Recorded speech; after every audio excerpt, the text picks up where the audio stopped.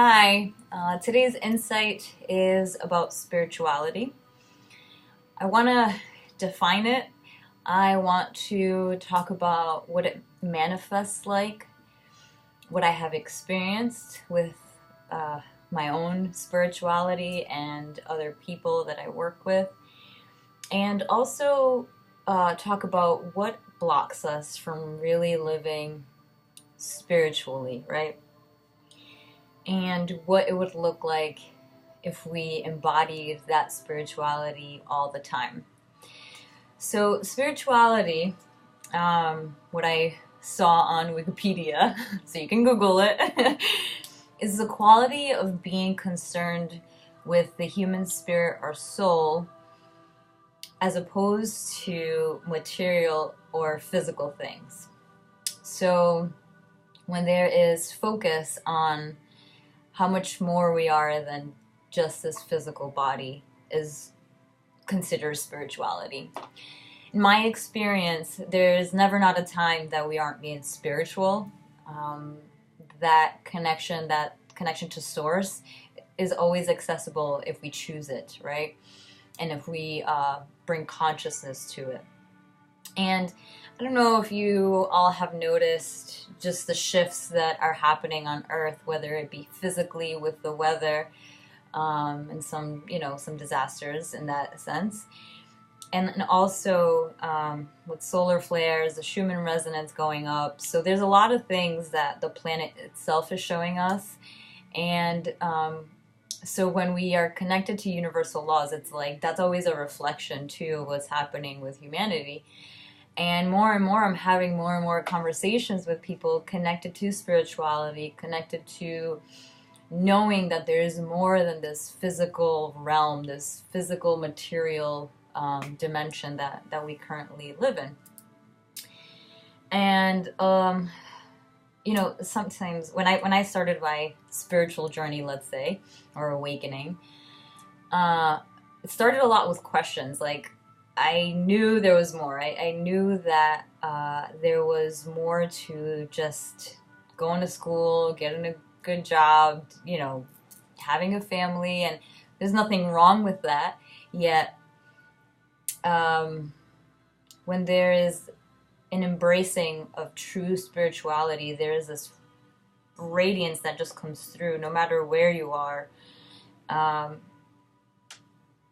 of source, of serving, of being the light, right? So it doesn't necessarily mean we have to go out and be spiritual leaders to be truly spiritual. There just needs to be that recognition and that awareness and that vibration, right? That we know we are connected to source and we know that we are divinely guided. A lot of people walk around not knowing that, trust me, and not making that connection that they're here for a bigger purpose, right? So what I started to pick up on is like we block it. We block our spiritual nature. It's so fascinating how it's so grand and it can help us navigate through so many of the problems that we are facing now. Yet it's like rejection. And so what I've been doing is like putting together like reasons why we or our personality, our minds block this spiritual energy, right? This connection to our soul. And so some of the things that come up, and not surprisingly, is fear, right? And so, of course, fear is broad, and everyone has different kinds of fears. Yet there are common fears. As humans, we have common fears, and Napoleon Hill does a great job at explaining these common fears. I think he breaks it down into like 6 common fears that we have, death being one of them, being a major one, if not the largest. And so, what is it that we really fear? And we can say like we fear the unknown.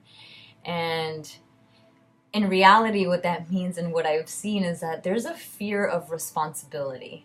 Okay, so what I have found is awakening to divine gifts and true spiritual essence requires different actions. It requires one to really shine the light on that shadow, which is hard.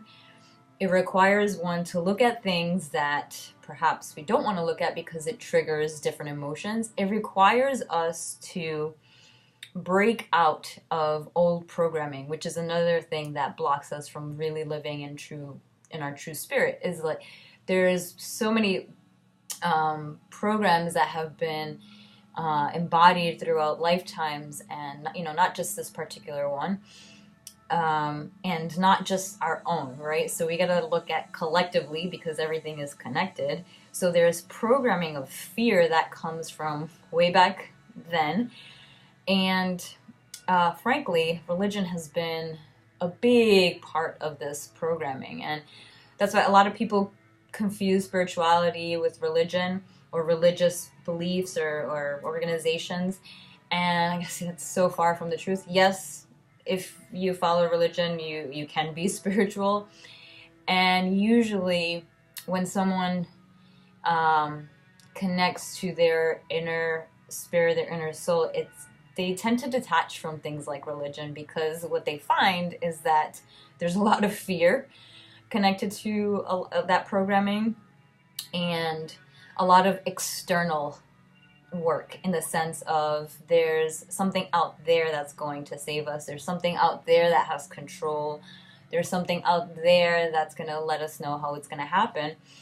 And yes, there is divine order, yet if we are afraid and not willing to look at that divine order and how it manifests within us, then that's going to keep us locked into that old program. And so sometimes the old programming comes through like academic knowledge, like perceiving that we know because we have all this formal education. So programming can manifest in a lot of different ways. So going back to the responsibility too, it's like there's got to be like a letting go of physical comfort. That's really what it comes down to too, because a lot of things start to shed.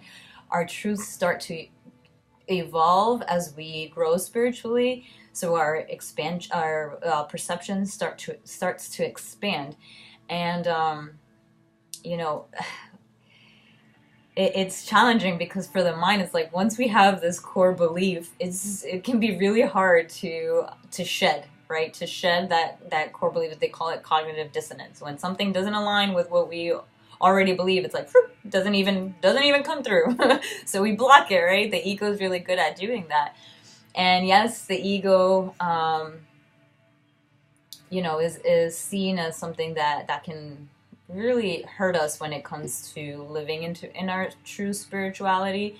Yet ego in essence is the I part of us, that protects us. So there is this need in this human experience to have ego. It's just, how do we have it in a healthy way, right?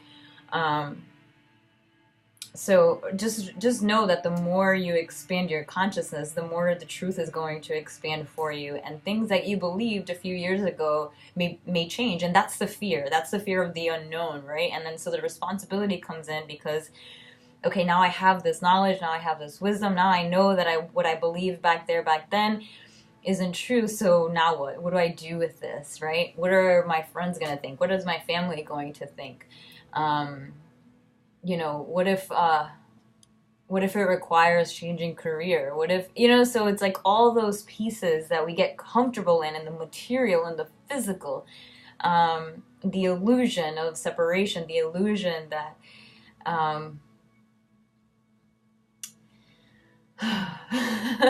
the illusion that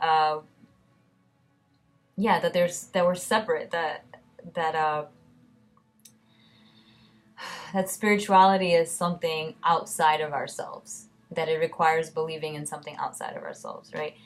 So things that can block, again, fear, old programming, ignorance, right? So ignorance, I tie into the old programming, because it comes from those beliefs that stem, and I gotta go way back, right? We're not talking 10, 15 years. I'm talking like hundreds of years.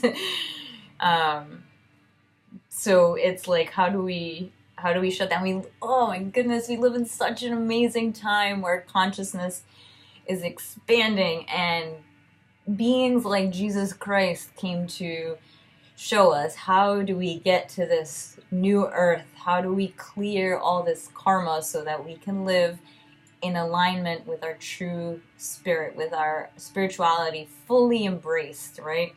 Knowing that God is within, no longer this external being. It's always within and in all things. There is no place that source isn't found, okay? And so another thing that also blocks us from living in that true spirituality is judgment.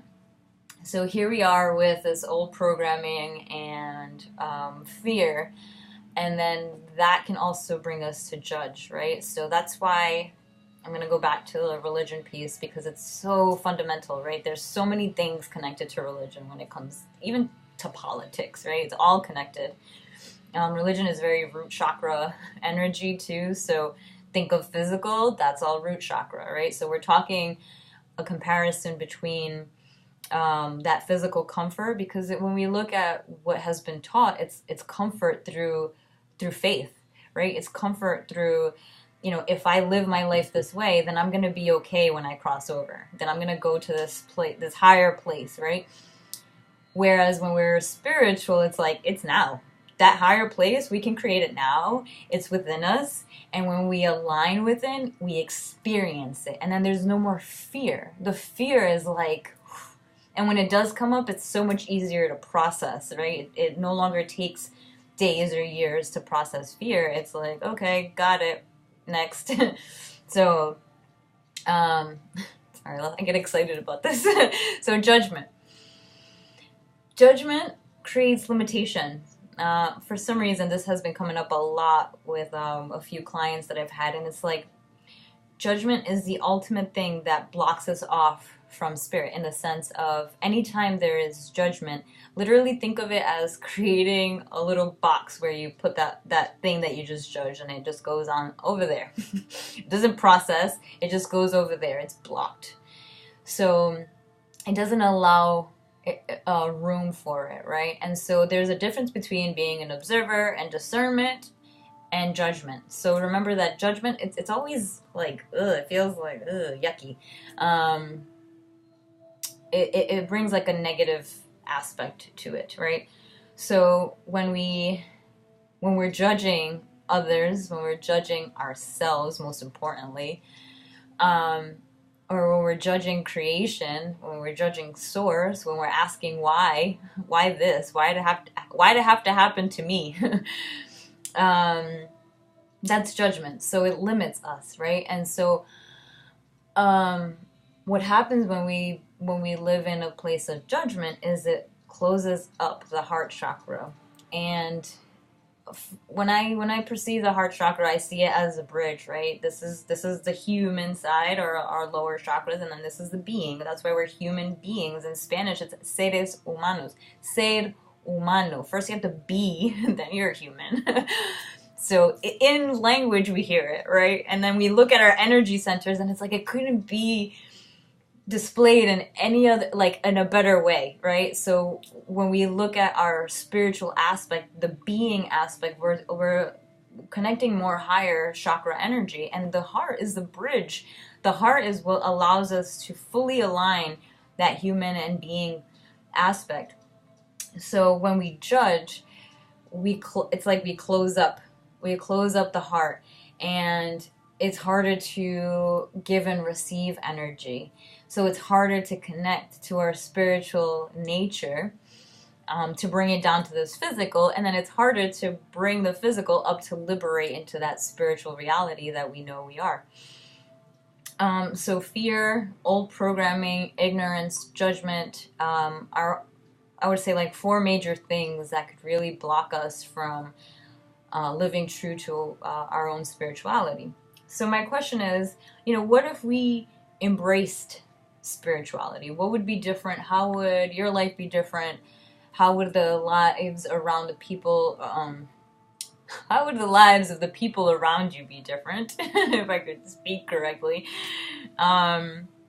You know, what if there was more focus on that than on the physical for just for a little bit, right? Where so that we can bring it into balance because there's been so much focus on this physical that it's almost like we forgot that that we have this wonderful spiritual connection.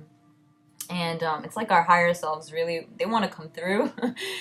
But we got to purify, we need to cleanse, we get to work on our ego, we get to work on letting go of this physical realm, um, and connecting more to the universal realm. And so my question is also like, what if there was more focus on universal laws rather than conventional laws, right? If we were to focus more on universal laws, like universal law of karma, universal law of gender, universal law of rhythm, universal law of attraction, universal law of vibration, right? If there was more understanding of those universal laws, we would eliminate a lot of the problems that we have on this planet right now.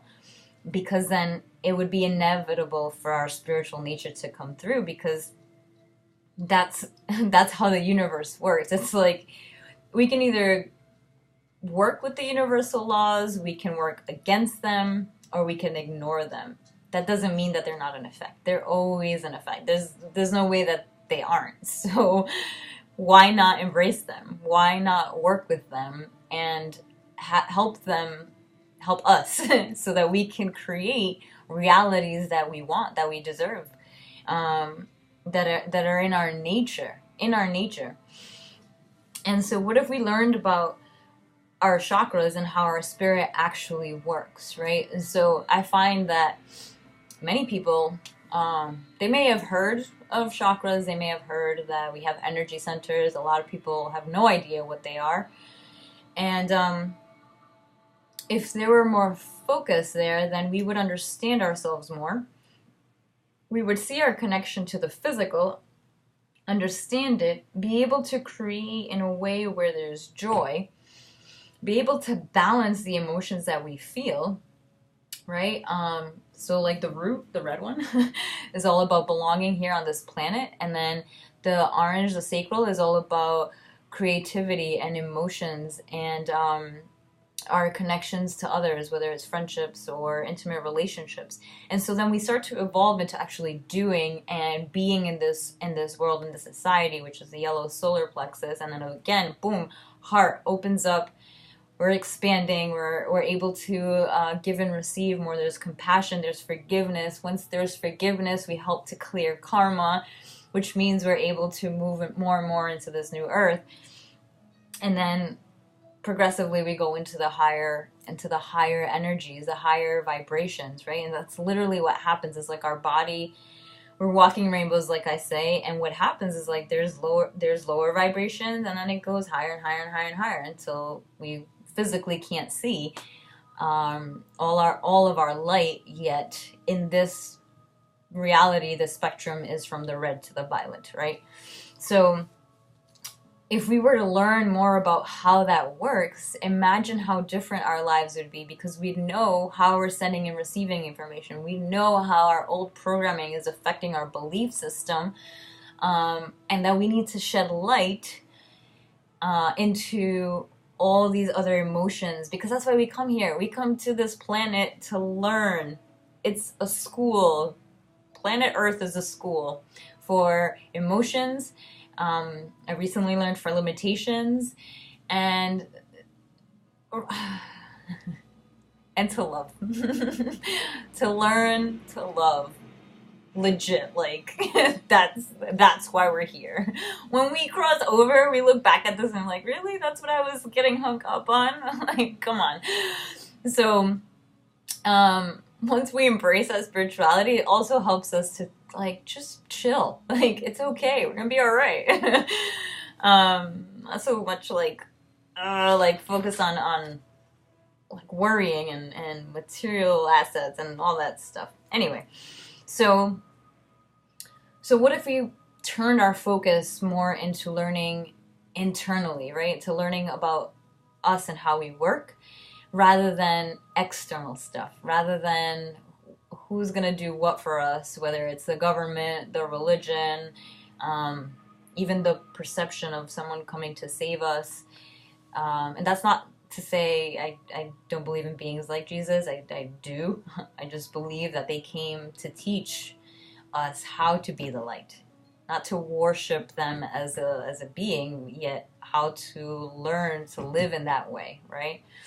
So how would life be different if we chose to clear that karma, which is what Jesus came to teach, which is through forgiveness, and live in our essence, which is love? What would that be like, rather than what we've already been programmed to do for thousands of years, which is all of this: ego, hate, fear, punishment, shame, guilt, like all those lower vibrating emotions. They're great for learning, yet we also have the ability to learn through higher vibrating emotions and feelings and energy. So again, this is a beautiful time to be alive, so that we can work on this and clear it. And I'm going to finish with an excerpt from this book. It's Saint Germain on alchemy, so formulas for self-transformation. Yes, I'm still reading it. It's one of those. So I came across this the other day, and I'm like, okay, this really resonates for this concept, this insight. So he writes, "Those who are schooled in knowledge of the world may believe in their hearts that they have found through academic pursuits the key to the governing of the senses and to gaining entry into the realms of the spirit. We say, not so. For neither by intellect nor by self-righteousness shall men obtain the highest gifts. These gifts will come as the natural unfoldment of the soul who submits to the grace of God and understands that having done so, he can rightfully expect the divine revelation to manifest within himself. And when the revelation comes forth, it is received within the hallowed circle of righteousness and reason, a righteousness that does not do despite to his neighbor, that seeks no harm to any, clearing karma, forgiveness, universal law of cause and effect, and he didn't say that, but I'm saying it, and a reason that understands that the best gifts of the spirit relate to the realm of the practical." So it's like, once we embrace that and step out of, the academic knowledge of it, like really letting it unfold from the soul, that's why these teachings are coming out. It's like it's natural. It happens natural, and there's this natural righteousness. There's this natural reasoning. It's no longer the ego trying to control everything. It's this reason that we know that it's because of God, because it's the grace of God that's unfolding through us. We are the instruments. We are an expansion of that source.